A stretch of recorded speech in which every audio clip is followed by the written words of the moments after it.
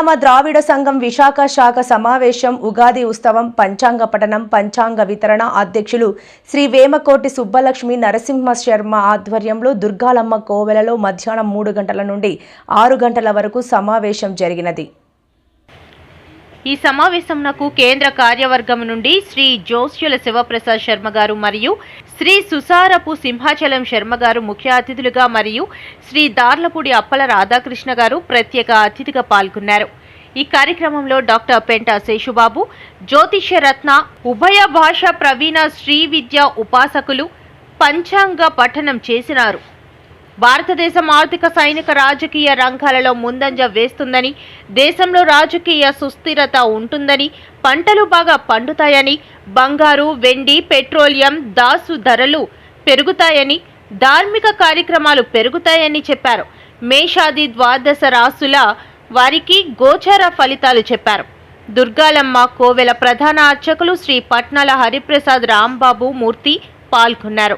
సుమారు 100 మంది సభ్యులు పాల్గొన్నారు. శ్రీ రేజేటి గురునాథ శర్మ మరియు ట్రెజరర్ శ్రీ నేతేటి ప్రసాద్ శర్మ కార్యక్రమాన్ని చక్కగా నడిపించారు.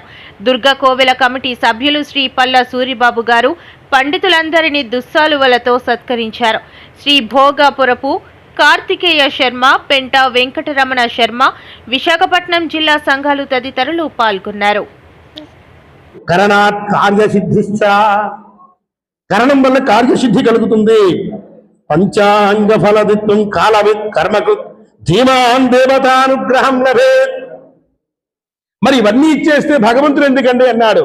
అందుకే ఒక మాట అన్నారు, కర్మవిత్. ఆ కర్మ అనేటువంటిది ఉంటుంది, వెనకాల పనిచేస్తూ ఉంటుంది. దానితో పాటు ఈ ఫలితాన్నంతటి కూడా మనం పొందవచ్చున్నాడు. ఇంకా ఏం చెప్తున్నాడు, ఈ పంచాంగాన్ని గణన చేయటానికి ఉండేటువంటి జ్యోతిష్ శాస్త్రానికి 18 మంది మహానుభావులు ఉన్నారు. ఆ 18 మహానుభావులు కూడా అష్టాదశ ప్రవర్తకులు అంటారు. వాళ్ళందరినీ కూడా సూర్య పితామహో వ్యాసో మరీచర్క సురాంగిరా కశ్యపో నారదో గర్గో వశిష్ఠో త్రిపనాచర లోమస పాలసశ్చైవ చ్యవనో యవనో భృగు సౌనకో అష్టాదశశ్చ ఏతే జ్యోతిషాస్త్ర ప్రవర్తకా. ఈ 18 మంది ప్రవర్తకులు కూడా జ్యోతిష్ శాస్త్రంలో విశేషమైనటువంటి వాళ్ళ రంగాలలో వాళ్లకు తోచినటువంటి విషయాలన్నింటినీ కూడా మానవులందరికీ తెలియాలనే ఉద్దేశ్యంతో విశేషమైనటువంటి గ్రంథాలు మనకు అందించారు. అదే జ్యోతిష్ శాస్త్రం అన్నారు. కాబట్టి ఈ జ్యోతిష్యంలో నవగ్రహానికి ప్రధానమైనటువంటి పాత్ర ఉందట. అందులో ప్రధానమైనటువంటివి 9 గ్రహాలుగా చెప్పారు. ఈ 9 గ్రహాల్లో ఆరోగ్యం పద్మబంధు వితతు సతతం సంపదం వితతు సతతం సంపదం శీతరోచి భూలాభం భూమిపుత్రశ్చ కలగణయుతాం వాగ్విభూతిం చ సౌమ్య సౌభాగ్యం దేవమంత్రి వితరతు సతతం భార్గవ శౌర్యవార్కి ధైర్యం రాహుశ్చ కీర్తిం సకల శుభయుతాం కేతురిష్టార్థ సిద్ధి. ఈ 9 గ్రహాల్లో కూడా 9 మంది 9 రకాలైనటువంటి ఫలితాలను మనకు ప్రసాదిస్తారనేటువంటిది శాస్త్రం చెప్తోంది.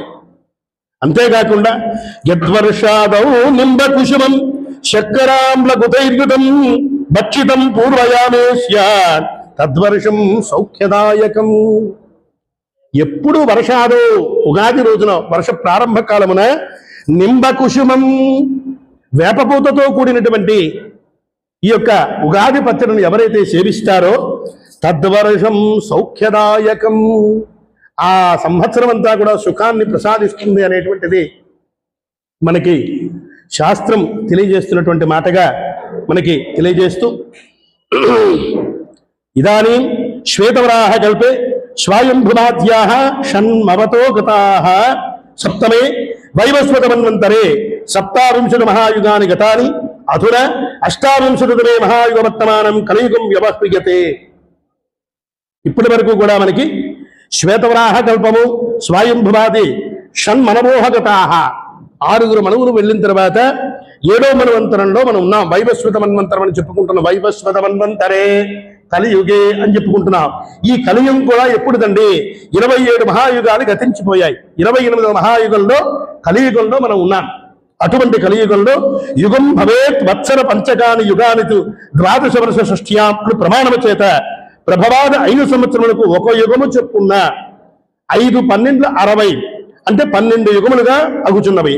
ప్రభవాద 5 సంవత్సరములలో ఒక్కొక్క సంవత్సరం ఒక్కొక్క దానికి ఒక్కొక్క పేరు ఉందట. ఒకదానికి సంవత్సరము, రెండవ దానికి పరివత్సరము, మూడవ దానికి ఇడావత్సరము, నాలుగవది ఇదువత్సరము, ఐదవది యద్వత్సరము అని చెప్పి అంటారు. ఈ 5వ అను నామములచే కలవై ఉన్నవి. ఇటులనే ప్రతి 5 సంవత్సరములు కూడా నామములు తెలియచున్నవి. ఇప్పుడు ఈ ఇజ్య దేవతాకం అనేటువంటి 8వ మహాయుగమున 5వ జరిగినటువంటి యద్వత్సరమున నామము కలిగినటువంటి శ్రీ పరాభవనామ సంవత్సరం అనేటువంటిది ఈ సంవత్సరం మనకి 2026-27న పరాభవాను పేరు కలిగినటువంటి సంవత్సరం మనకు నడుస్తున్నది. అంతేకాకుండా ఈ సంవత్సరానికి అనల అనేటువంటి దేవత ప్రధాన దేవతగా ఉన్నది. అంతేకాకుండా ఈ అనల అనేటువంటి దేవతకి ప్రీతి కలిగినటువంటిది ఏదైనా ఉన్నదంటే సంవత్సరం అంతా కూడా రజత దానం చేస్తే విశేషమైన ఫలితం కలుగుతుంది అనేటువంటిది శాస్త్రం మనకి చెప్పబడినటువంటి మాట. అంతేకాకుండా ఇప్పుడు మనం చూసినట్లయితే కలియుగాబ్దములకు చూసినట్లయితే 5127వ సంవత్సరం నడుస్తోంది 2026-27. విక్రమార్క శాబ్దములు చూసినట్లయితే ఈ 2083వ సంవత్సరం నడుస్తోంది. భారత స్వాతంత్రం లభించి నేటికి 79 సంవత్సరములు పూర్తి అవుతున్నది.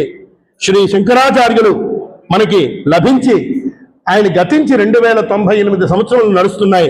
అలాగే మధ్వాచార్యులు గతించి ఆయన నుంచి కూడా 910 సంవత్సరములు గడుస్తున్నది. ఇంగ్లీషు సంవత్సరం మనం చూసినట్లయితే 2026-27. శాలివాహన శతాబ్దములు చూసినట్లయితే 1948. అంతేకాకుండా ప్రభవాది సంవత్సరములు గడిచినవి చూసినట్లయితే 39. ప్రస్తుతం 40వ సంవత్సరం పరాభవనామ సంవత్సరం అనేటువంటిది నడుస్తూ ఉన్నది. శ్రీ రామానుజాబ్దములు 1009 సంవత్సరాలు నడుస్తున్నాయి. ఆంధ్ర తెలంగాణ రాష్ట్రంలో అవతరించి నేటికి 12 సంవత్సరములు జరుగుతున్నది శ్రీ పరాభవనామ సంవత్సరముతో. అయితే మనం అందరం కూడా ఈ సృష్టి ఎన్నాళ్ళైంది జరిగింది అనేటువంటి ప్రతి ఒక్కరికి కూడా ఉత్సుకత ఉంటూ ఉంటుంది. సృష్టి ఆది ఈ సృష్టి ప్రారంభం నాటి నుంచి కూడా అంటే మనం 27 మహాయుగములు గడిచాయని చెప్పుకుంటున్నాం కదా. ఈ 27 మహాయుగములు గడిచి 28వ మహాయుగంలో మనం ఇప్పుడు కలియుగంలో మనం ఉన్నాం. అటువంటి కలియుగంలో సృష్టి ఆది 2026-27 199,13,126 సంవత్సరములు గడిచినవట. నేటికి 2026-27కి 199,13,126 సంవత్సరాలు గడిచాయట. అంతేకాకుండా సహజంగా బ్రహ్మగారి వయస్సు మనం ఎవరు లెక్క పెట్టడానికి మనకి ఎవరికి కూడా శక్తి ఉండదు.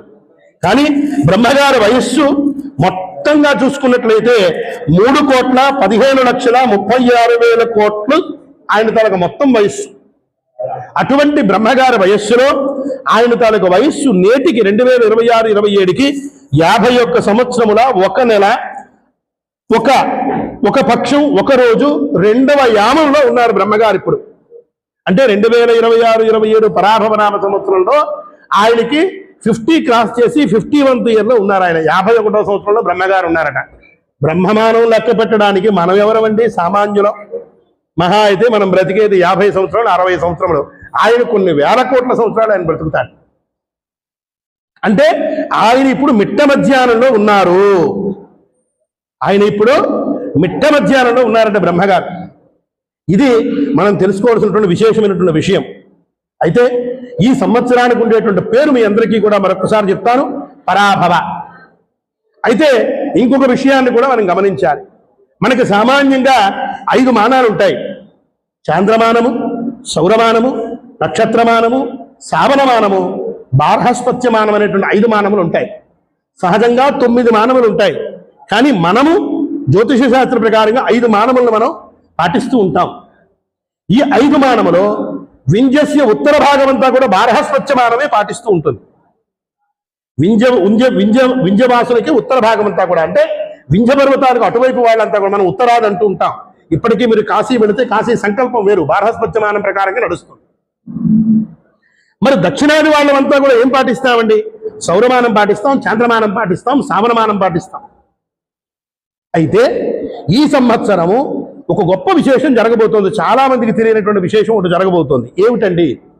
బార్హస్పత్యమానం ప్రకారంగా ఒక సంవత్సరం లుప్త సంవత్సరం అయింది. ఏమిటా లుప్త సంవత్సరం అయిందండి? అని అంటే ఆ లుప్త సంవత్సరంలో సూర్య సిద్ధాంత రీత్యా సూర్య సిద్ధాంతం చదువుకున్న వాళ్ళకి, జ్యోతిష శాస్త్రం చదువుకున్న వాళ్ళకి మాత్రమే అర్థమవుతుంది ఇది. బారహస్పత్యమానంలో సూర్య సిద్ధాంత రీత్యా ప్రతి 85 సంవత్సరాలకు ఒకసారి మనకి ఎలాగైతే లుప్త తిథులు, లుప్తమైనటువంటి నక్షత్రాలు ఎలాగైతే ఏర్పడతాయో ఒక సంవత్సరం కూడా లుప్తం అవుతుంది. అంటే కనిపించదు పూర్తిగా. 85, 86 సంవత్సరాలకి ఒక్కసారి. అంటే 2041లో వచ్చింది.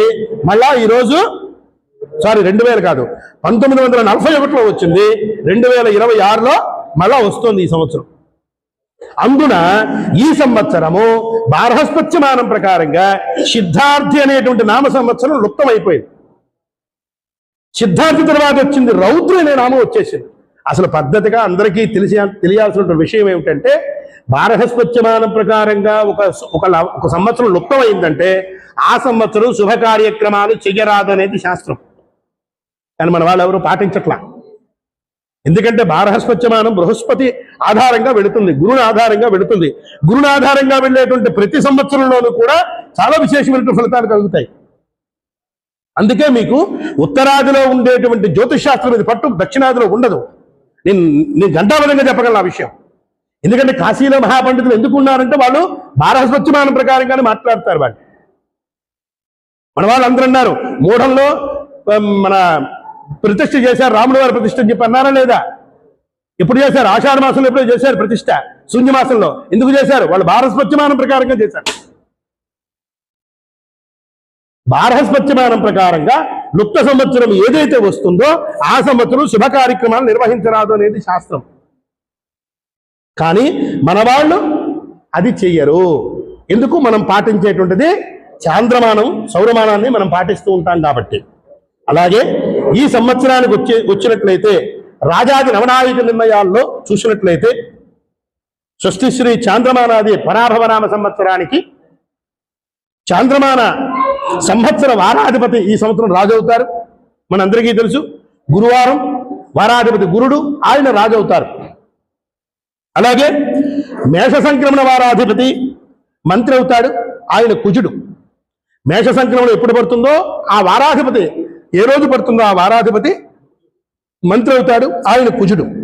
అలాగే సింహ సంక్రమణ వారాధిపతి, సింహ సంక్రమణం అక్కడి నుంచి 4వది సింహ సంక్రమణం. సింహ సంక్రమణ వారాధిపతి ఎవరైతే ఉంటారో అది సోమవారం నాడు పడుతుంది, ఆగస్టు 17. ఆయన సైన్యాధిపతి అవుతాడు, చంద్రుడు. ఏమండి? అలాగే కర్కాటక సంక్రమణ వారాధిపతి సస్యాధిపతి అవుతాడు. ఆయన ఈ సంవత్సరం జూలై 17 శుక్రవారం నాడు కర్కాటక సంక్రమణ పడింది కాబట్టి అది శుక్రుడు అయ్యాడు. అంతేకాకుండా ధాన్యాధిపతి, ధన సంక్రమణ వారాధిపతి ధాన్యాధిపతి అవుతాడు. డిసెంబర్ 16 బుధవారం నాడు పడింది కాబట్టి బుధుడు అవుతాడు. అలాగే మిథున సంక్రమణ వారాధిపతి జూలై 15 సోమవారం నాడు పడింది కాబట్టి అర్ఘాధిపతి చంద్రుడు అవుతాడు. అంతేకాకుండా రవి ఆరుద్ర నక్షత్ర ప్రవేశ వారాధిపతి జూన్ 22 సోమవారం నాడు జరిగింది కాబట్టి మేఘాధిపతిగా చంద్రుడు ఉంటాడు. తులా సంక్రమణ వారాధిపతి అక్టోబర్ 18 ఆదివారం రసాధిపతి రవి అవుతాడు. మకర సంక్రమణ వారాధిపతి మకర సంక్రమణం 2027 జనవరి 14 రాత్రి గురువారం నాడు రాత్రి వస్తుంది కాబట్టి వారాధిపతి గురుడే నీరసాధిపతి అవుతాడు. మీరు మొత్తం మీద చూసినట్లయితే 9 మంది నవనాయకులలో 9 మంది నాయకుల్లో 7 శుభులు, 2 పాపులయ్యారు. ఈ సంవత్సరం శుభాధిపత్యం ఎక్కువగా ఉంటుంది కాబట్టి ఎక్కువ శుభత్వమే జరగడానికి అవకాశం కలుగుతోంది పరాభవనామ సంవత్సరంలో. అయితే మనందరికీ తెలుసు, పరాభవము అంటే అందరికీ అవమానము అని తెలుసు. దేనికి అవమానము అంటే చెడ్డవాళ్ళకి అవమానం జరుగుతుంది, మంచి వాళ్ళకి మంచే జరుగుతుందని చెప్పి మనం ఎల్లప్పుడూ కూడా శుభం కోరుతూ మనం ఎల్లప్పుడూ ఉండాలి. కాబట్టి మనం పురోహితులం కాబట్టి, పురజనహితం కాబట్టి ఆ పరాభవ అనేటువంటి నామంలో మంచి వాళ్ళకి మంచే జరగాలని చెప్పి కోరుకుందాం. అయితే ఉపనాయకుల విషయానికి వచ్చినట్లయితే ఉపనాయకులు 21 మందిలో 14 మంది శుభులు, 7 పాపులయ్యారు. కాబట్టి ఈ సంవత్సరం ఉపనాయకులు కూడా మెజారిటీగా శుభత్వం కలిగి ఉంది. కాబట్టి ఈ సంవత్సరం అంతా కూడా శుభం కలుగుతుంది అనడంలో ఏమాత్రం కూడా సందేహం లేదు. అయితే ప్రత్యేకంగా ఈ సంవత్సరం వర్షలగ్నాధిపతి, ఈ వర్షలగ్నాన్ని కానీ చూసినట్లయితే మనం ఈ వర్షలగ్నాన్ని చూసినట్లయితే లగ్నం మనకి మీనలగ్నం అయింది. లగ్నంలో రవి శుక్ర చంద్రశనులు ఉండట, అంతేకాకుండా తృతీయ అష్టమాధిపతి అయినటువంటి శుక్రుడు మీనంలో ఉచ్చిస్థితి పొందడం వల్ల అధిక విస్తారమైనటువంటి భూమి కలిసి వస్తుంది. అంటే ఏంటంటే మానవులు కూడా లక్ష్మీ నరసింహ ఆరామ పాఠ సంఘం విశాఖ శాఖ అధ్యక్షుని. ఈరోజు మా సంఘ శాఖ ఆధ్వర్యంలో పంచాంగ పఠనం పరామర్శ పంచాంగ పఠనం డాక్టర్ కంటి శివబాబు శర్మ చేశారు. మీరు ఆరామ సంఘంలో పాల్గొన్నారు. దుర్గాలమ్మ జాతర గట్టు దేవాలయంలో జరిగింది. సంఖ్య సభ్యులు పాల్గొన్నారు. ఈ సంవత్సరం ఫలితాలను చక్కగా విన్నారందరూ కూడా ఆదాయాలు రాజకీయ జవమానాలు దేశము ఎదుర్కొన్న సమస్యలను కూడా తీరుతాయని, దేశంలో బంగారము మిగతా తీరుతాయని చెప్పారు. విదేశాలతో మంచి సంబంధాలు ఉంటాయని, రాజకీయ నాయకులు సుస్థిరంగా ఉంటుందని మనకి పంచాంగ సంబంధాలు ఇచ్చింది. చాలా చక్కగా కార్యక్రమం జరిగింది. దీనికి దుర్గాలమ్మ జాతర వాళ్ళ కమిటీ సభ్యులు పిల్లా సుబ్రహ్మణ్యం గారు మరియు పెద్దలు పాల్గొన్నారు.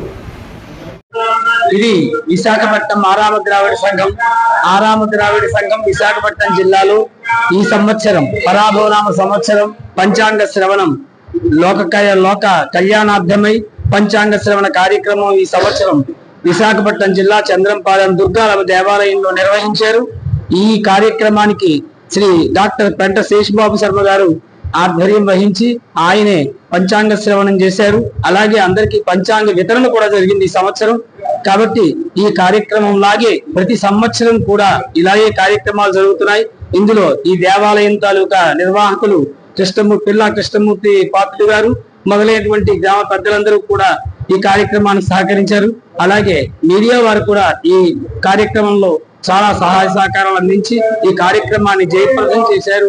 అందరినీ ఈ పరాభవనామ సంవత్సరంలో లోకా సమస్త సుఖినో భవంతని ప్రజలందరూ కూడా సుఖంగా ఉండి చక్కగా సుఖ శాంతులతో ధనధాన్యాలతో వర్ధిల్లుతారని మరీ కోరుకుంటూ అందరినీ ఆశీర్వదిస్తూ ఈ కార్యక్రమానికి వాగర్థావివ సంపృక్తౌ వాగర్థ ప్రతిపత్తయే జగత పితరౌ వందే పార్వతీ పరమేశ్వరౌ.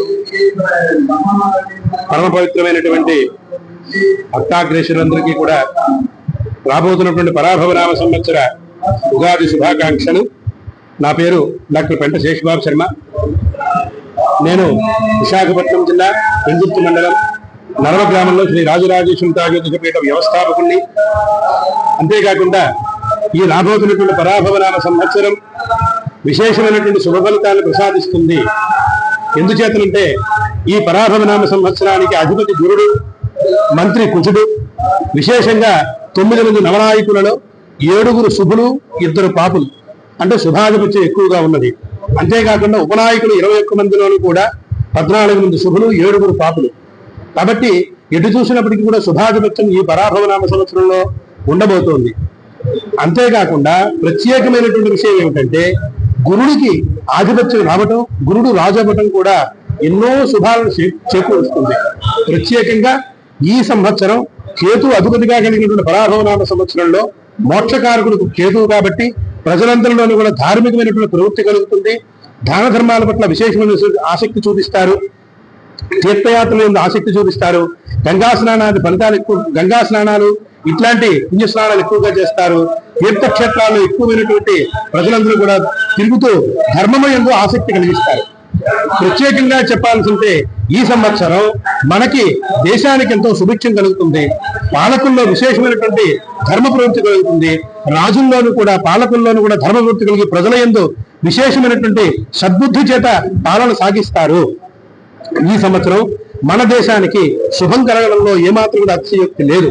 మనకి రాబోయేటువంటి కాలంలోనూ కూడా ఈ సంవత్సర కాలంలోనూ కూడా మనకి ఇంతవరకు ఆక్రమించుకున్నటువంటి భూభాగాలు ఏదైతే అవన్నీ కూడా మన దేశానికి వస్తాయి. సరుకులు కూడా సక్రమైనటువంటి ధరల్లో ఉంటాయి. ప్రజలందరికీ కూడా అందుబాటులో ఉంటాయి. సస్యానుకూలమైనటువంటి వర్షాలు పడతాయి. గోపాలకుడు, గోష్పాదకర్త, గో బహిష్కర్త కూడా కుష్ఠుడైనటువంటి కారణం చేత సక్రమంగా గోవులు పాలిస్తాయి. ఎందుచేతనంటే ఈ గోవులు పాలివ్వటం వల్ల సక్రమైనటువంటి దేవాలయాల్లో కూడా అర్చనలు విశేషంగా జరుగుతాయి గోవు పాల చేత. తద్వారా దేశంలో ధర్మం పెరుగుతుంది, దేశంలో అభివృద్ధి జరుగుతుంది, దేశంలో ప్రజల్లో ధార్మికమైనటువంటి ప్రవృత్తి పెరుగుతుంది, నేరాలు ఘోరాలు తగ్గుతాయి. ప్రత్యేకంగా ఈ సంవత్సరం తెలుసుకోవాల్సిన విషయం ఏమిటంటే వివాహ వ్యవస్థ మీద పిల్లలందరిలోనూ కూడా ఈ రాబోయేటువంటి యువకుల్లో సన్మార్గంలో తిరగాలనేటువంటి ఒక ఆలోచన కలుగుతుంది. హత్యలు, నేరాలు, కుట్రలు ఇవన్నీ కూడా తగ్గుతాయి. ఇందులో ఏమాత్రం కూడా సందేహం లేదు. రాబోయేటువంటి పరాభవనామ సంవత్సరం మనందరికీ కూడా శుభాన్ని చేకూర్చాలి.